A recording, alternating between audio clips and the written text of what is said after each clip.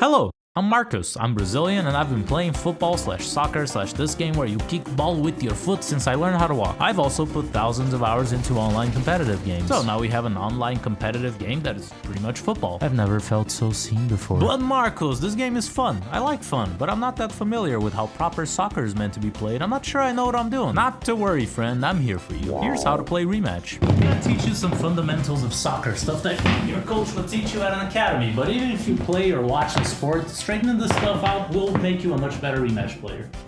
This one's the best to play with, but this is my favorite. I'm gonna start from the ground up and presume you've never watched any sports or played any Rocket League or FIFA, just so nobody gets left behind. First, I'll give a quick overview of the game mechanics, then go on to basic positioning, tactics, and general game sense. Okay, from the beginning, how does the game work? You have a ball, 5 players on each team, and 1 goal on each side. In the words of legendary leg pulverizer and manager Sean Dyche, put the ball in that end. Stop it going in that end. I'm using 5v5 for reference, but everything I say in this video applies to the other game modes too, just with less variables. First things first, should you play this with a controller or mouse and keyboard? The game just came out, so it's still unclear which of these has an advantage over the other, so for now just use whatever you feel better with. What are the controls and basic mechanics? They're not that complicated. You can do the whole tutorial under practice in the main menu in just a few minutes. I'll just assume you've either done it or will do it once you're done with the video. It does a good job with the basics, but I notice it leaves out quite a few important details a lot of players don't seem to understand that well, so let's do a quick overview on those. You get the ball under possession if you walk close enough to it. While you have it, it's pretty easy for someone to hit you with a tackle, which will either stagger you or straight up make you beat the ground. Ow, he broke my legs. There are no fouls, so feel free to commit terrible acts of violence. Oh, break his legs. Yes! You. If you don't have the ball in your possession, say while flicking it forward, people can still hit the ball with a tackle, but it's harder and they won't stagger or get you down or anything. They can, however, not tackle and get to the ball first and interact with it before you. Sprinting. You have a general stamina bar under your screen and a little blue bar next to it. I will call this boost. A lot of people seem to forget that boost regenerates much faster if your stamina bar is full. Now, keep in mind that you don't keep the ball under control while boosting. Unless you move in line with the ball to keep kicking it forward, your character will just run straight past it like a doofus and you will look stupid. Shooting is pretty intuitive and the tutorial does the job well. Passing, however, I have friends who played the whole beta and still refuse to learn how to pass. I won't throw any names out, but you know who you are. Pass. Sorry, I just... Sorry, only knows how to shoot. No, I wanted to do that. When you first press the button, the ball will go towards wherever your reticle is. But any camera movement after you press it will determine where the ball actually goes. That's it. Don't worry, you will pass the ball directly in the opposite direction of where you want it. It's canon Rematch experience. What? Wherever you try to look at is now where the pass will go. Don't forget to also use the lob pass and the short pass, which can be useful when you don't want the ball to go too far. I call it passing and shooting just to differentiate the mechanics. You can use shooting to pass the ball and passing to get the ball in the net. If this diamond thing pops up around the ball, you can interact with it as long as you press the button in time, but how do you know someone else won't get to it before you? You can either shoot it, pass it, or get a directed first touch. If you and another player click at the same time, the player who is closest to the ball gets to touch it. If the distance is similar, the player going towards it the fastest wins. The goalkeeper has an extra advantage in whatever calculation determines this. They can also reach the ball higher than outfield players. By the way, you can hold down the command you want and it will do it as soon as the ball is in range. You don't have to have mega reflexes and catch the notification every time like a Dead by Daylight skill check. If you get into a defensive stance, which is often called jockeying, you get more fine control of your character, you get a wider view of the game, you intercept the ball if it's coming fast, all that good stuff. This stance is also useful outside of defending, but keep in mind that you will not reliably get the ball under control while jockeying. I see so many people having a perfect pass go straight through them because they were in the jockeying stance. Why does it do that? I also see many players use the jump mechanic in questionable ways. Its purpose seems to be mostly for blocking a shot or pass. If you're trying to intercept a ball that is slow enough that you can interact with the first touch or pass, you should do that instead. Headers like this are just passing while the ball is high, same with the first touch. Trying to hit the ball with the jump will most often make you look like this.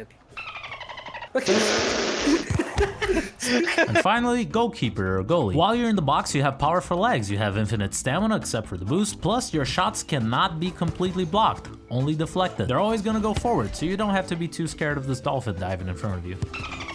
If you leave the box, you keep your strong legs. You just can't grab the ball anymore. If someone else gets in the box after you've left it, they are now the goalkeeper. So you can swap at any time. You can jump to grab the ball. If it's just outside of your reach, you will knock it away instead. Sliding into the ball will also grab it. Doesn't matter who has the ball. Break your teammate's legs if he's doing stupid shit. Once the ball is in your hands, nobody can do anything about it, but there's a time limit for how long you can keep it, which you can see around your character on the ground. The timer will be way shorter if your team was the last to touch the ball, and you will put it down automatically when it ends, so be careful. Now here's the tragic newbie trap. You don't have to jump to grab the ball. Be deliberate about it, or you'll end up jumping out of the way. Relax, I'm here.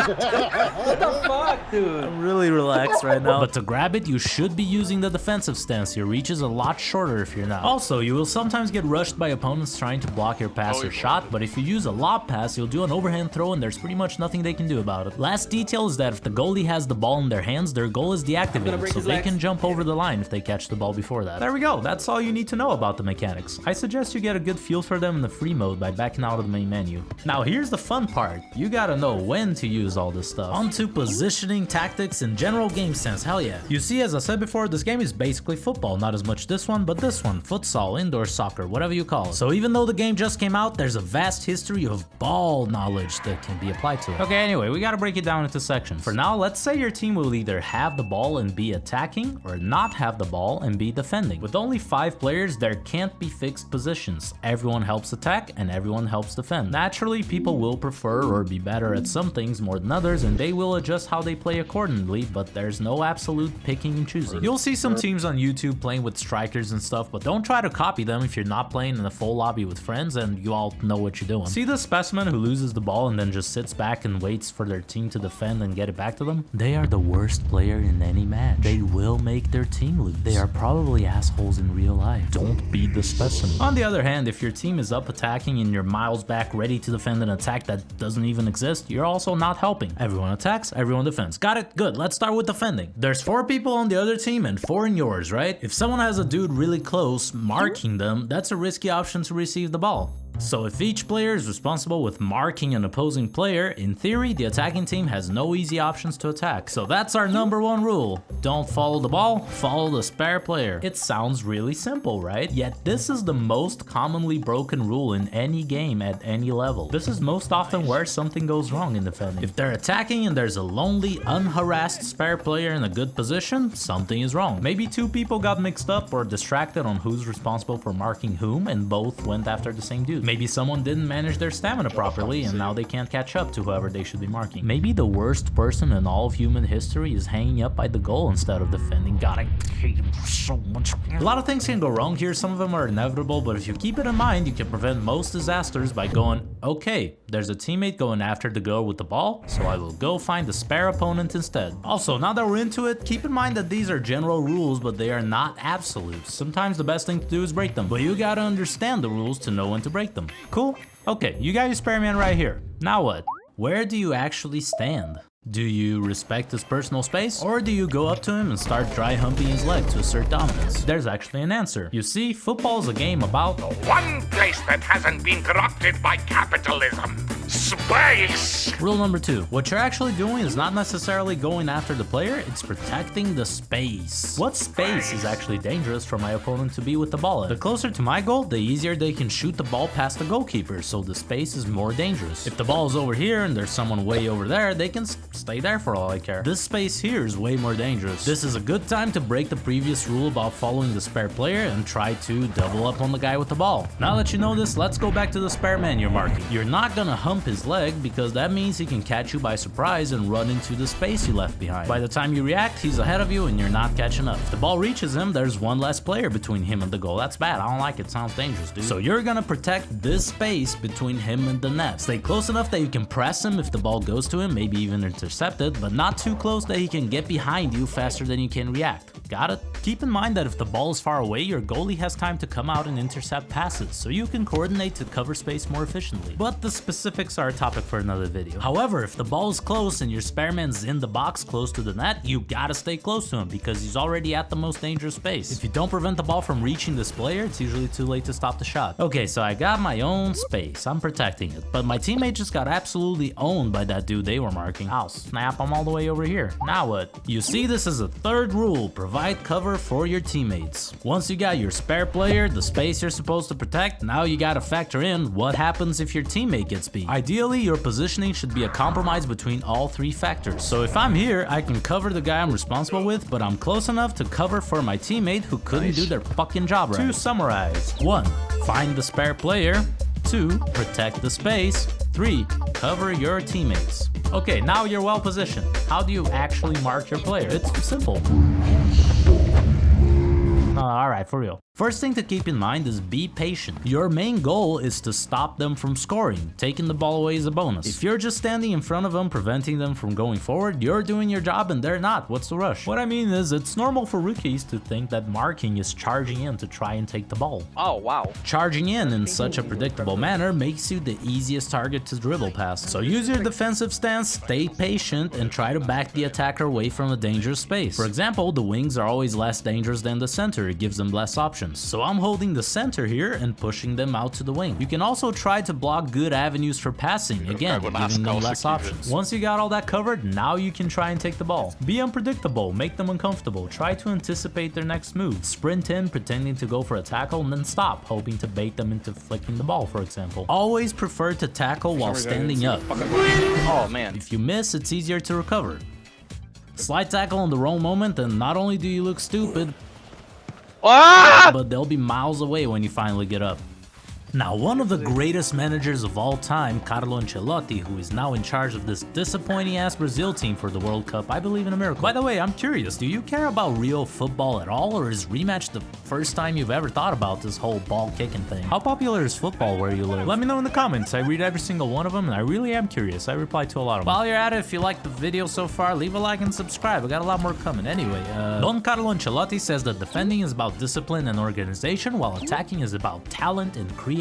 The defense poses you a puzzle, a problem, and you gotta figure out how to solve it. So let's get into attacking. There's only one ball for 5 players on your team, so most of your time is spent without the ball. Let's start with positioning. Here's something simple. The ball gets loose over here. Your teammate is running towards it. What advantage does your team gain from you running to the same space as them and French kissing them with extra tongue? None. Zero. No, you can't do a Captain Tsubasa wombo combo shot. Shut up. Think of it from the defender's side. Now they have 2 players who can press the one guy with the ball. The other one is actually just kind of getting in his way. Instead, what if you look around trying to find a vulnerable space you can attack and make yourself available for a pass? Now you either drag the marker away from your teammate or they have an easy option for a pass. So first rule, create space for your teammates and find your own. Again, sounds simple, but this is where most attacks go wrong. One person failing to recognize good space to run into and not giving their teammates a good option. Most of the time, your teammate on the ball will be under pressure, so your team should always try and give them at least one safe passing option, which is usually backwards or sideways. Keep in mind what line of pass is being blocked by the defenders and try to move in a way that creates a clear line. Remember the whole hierarchy with the dangerous spaces. Prioritize the center. You might be given a great passing option out on the wing or further back, but when there's enough space to make a run into the box and immediately get a shot off, you're wasting an opportunity if you don't look for that run.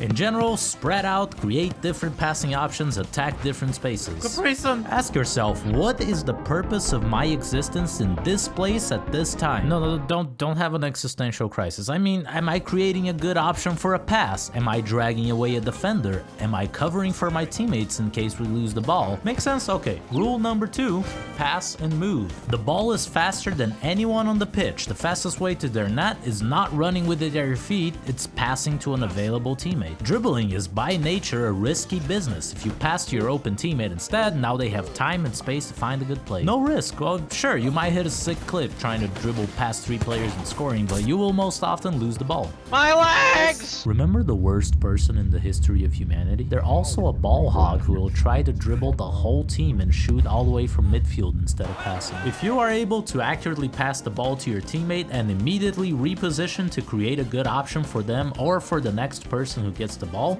you are doing 95% of your job. Pass the ball to that girl, run into the space ahead of you, and receive the ball back again. Blam! We just took 3 defenders out of the game and we got a dangerous attack. This is football. It's simple. Last rule, value possession. The other team literally can't score if you have the ball, so don't just get rid of it. If you don't see any options going forward, don't go for a 1% Hail Mary pass or shot. Pass the ball backwards. This teammate has time and space and probably sees an option that you don't because of it. Use your goalkeeper. That's always going to be a free option. They can even grab it with their hands. It's the safest option. Passing backwards very often is the fastest way to attack because they will have an option that you currently don't see under pressure. Okay, that's cool and all, but what do I actually do once I have the ball? Just like we did for one-on-one defending, let's get into some specifics for attacking. Finishing, or trying to get the ball in the net. You know, the whole point of the game. It's pretty intuitive. Get ball in net. Oh dang, there's this dude on the way though, what an asshole. You gotta keep the ball out of his reach. There are many ways to do this. I'm gonna show you 3 to begin with. First, just shooting the ball out of the goalkeeper's reach. The spin you can put on your shots is crucial here. You see, let's say you're over here and this circle is as far as the goalie here can reach while jumping. Even if you shoot all the way to their opposite side, if you're shooting straight, they can still jump and grab it. If, however, you aim further away and then put a spin to the left, see what happens? The same can be applied to shooting the ball high with downward spin or just lobbing the ball with a pass. That's why it's important to look at the goalkeeper's positioning to see if they're giving you an easy option somewhere. Another way to finish is to not give them time to react. This can be done by being really close to the net or catching them by surprise. Que golaço do caralho, filho. This way they'll just have to gamble on where the shot is going. The third one is to play with their expectations and make them commit to something. They come close to you to block the shot, you pass to your teammate. If you think they're gonna try and slide into you, flick the ball upwards. Oh my god. Use the back wall. He thinks you're about to shoot and he jumps, but it was not but a ruse, and you just bounce the ball back to yourself and now you... shit. But you get the idea. As for passing, it's the same principle. You're trying to get the ball to your teammate while keeping it out of the other team's reach. There are a few things to keep in mind though. First, pass the ball into the space where your teammate should be or is going to be, and that's not always where they currently are. If you pass the ball in a way that forces them to stop their run and go back, or change course to chase after it away from the more dangerous space, you just gave the other team time to get into position and defend. Bad. This also applies to teammates under pressure. Pass the ball away from their defenders, not somewhere where they will have to fight for it. Second, and most importantly, keep it simple. The flashier the pass, the riskier it is. Remember rules 2 and 3, pass and move, value possession. Creating good scoring chances might require risky, creative passes sometimes, but you try those when they're actually worth it, not when there's an easier, better option available. Dribbling. Again, same principle. Keep the ball out of the reach. This time, it's mostly about playing with their expectations. Make them think you're gonna do one thing, then do another. Is this dude charging in with a tackle? Dribble out of the way. Or flick the ball over them. Is this girl anticipating that you're going in one direction? Take your first touch another way. Is this dude being too passive? Just run past him. It's hard to set rules for how to dribble. It involves a lot of creativity. It helps to look for inspiration in other players, real football, or whatever. But hey, remember when I said dribbling is risky? So when should you dribble? This question, on the other hand, has 3 easy answers. 1, when losing the ball is not too much of a problem. 2, when there are no better options. 3, when the reward is worth the risk. If you're high up on the pitch with no good passing options and dribbling means you create space to shoot or pass, it's a good idea to dribble. If you lose the ball, it's okay. You're all the way over there and your team is behind you to defend. The closer you are to your own net, losing the ball becomes more and more of a risk. Back here, it's better to shoot the ball away than to try and dribble, lose it, and instantly get scored on. No matter where you are on the pitch though, golden rule: the last one back never screws around with the ball. On lower ranks with newer players, you'll be infuriated to see this rule being broken again and again with the same result. They try something funny, get tackled, and now there's nobody to stop this guy with the ball. This is also one of the worst human beings in history. Don't be like this. One more thing, communicating with your teammates makes all the difference. The ball call command is great for this. This is not a substitute for the precision of actually speaking over the microphone. It's a compliment, don't be shy. Okay, if you listen to all that, congratulations, you now have a solid understanding of football. You also have a better understanding of Rematch than the friends you're playing with. Send them this video as a passive-aggressive indicator that you are not satisfied with their performance. There was so much stuff I couldn't cover in this video. Triangles, transitions, scanning, not to mention more advanced mechanics and where to use them, more tips on stuff like dribbling and finishing. I'll be making more tutorials for sure, so if you liked the video, do the whole like and subscribe thing and tell me what you think in the comments. I'll be live here and on Twitch teaching the world how to play Rematch while demonstrating mediocre gameplay. Thanks for watching, I hope you have a good day, my friend. Caralho.